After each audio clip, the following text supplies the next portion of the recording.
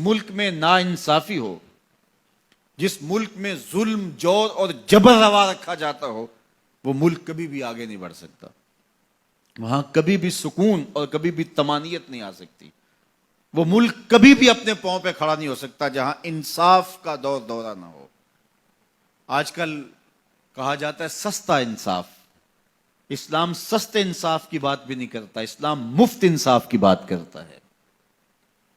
ہر شخص کی دہلیز تک انصاف پہنچے، اور اسلام نے انصاف کے تقاضوں کو اس انداز سے پورا کیا کہ میرے اور آپ کے آقا و مولا کے دور ہمایوں میں بنو اسود کی ایک خاتون چوری کر لیتی ہے اور اس کے ہاتھ کٹنے کا حکم ہوتا ہے، تو حضرت اسامہ بن زید رضی اللہ تعالی عنہ کے ذریعے سے حضور سے سفارش کی جاتی ہے کہ یہ قبیلہ نیا نیا اسلام لایا ہے، ان کی خاتون کا ہاتھ کٹ گیا تو کہیں یہ اسلام سے ہٹ نہ جائیں، تو کوئی نرمی برت لی جائے.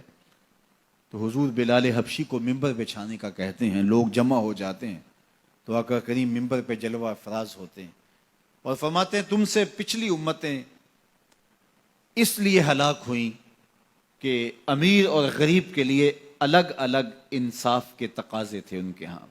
فرمایا میری شریعت میں ایسا نہیں ہوگا.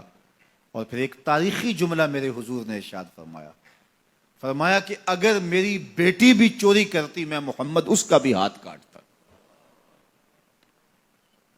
جب کسی بھی ملک کے اندر، کسی بھی ریاست کے اندر دو طرح کی عدالتیں ہوں، غریبوں کے لیے الگ نظم ہو، امراء کے لیے الگ قانون ہو، تو پھر کبھی بھی اللہ کی رحمتیں ان قوموں پہ نازل نہیں ہوتی. آج تو جیل کے اندر بھی الگ الگ خانے موجود ہیں، تھانوں کے اندر بھی غریب مار دیا جاتا ہے، اس کی کھال ادھیڑ دی جاتی ہے، وہ اونچا سانس نہیں لے سکتا، اور با اثر لوگ تھانوں میں بھی دامادوں کی طرح رہتے ہیں، اور وہاں بھی انہیں مہمانوں کی طرح رکھا جاتا ہے. اور عدالتوں میں جو ہوتا ہے وہ کسی زمانے میں کہتے تھے کہ وکیل کر لو، اب کہتے ہیں جج کر لو.